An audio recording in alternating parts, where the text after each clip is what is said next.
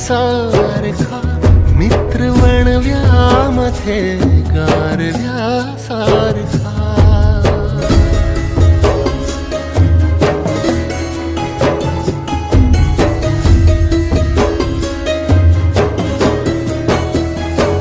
जाळताना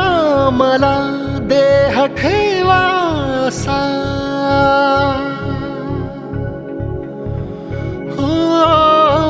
जाळताना मला देह ठेवासा हात खांद्यावरी टाकल्यासारखा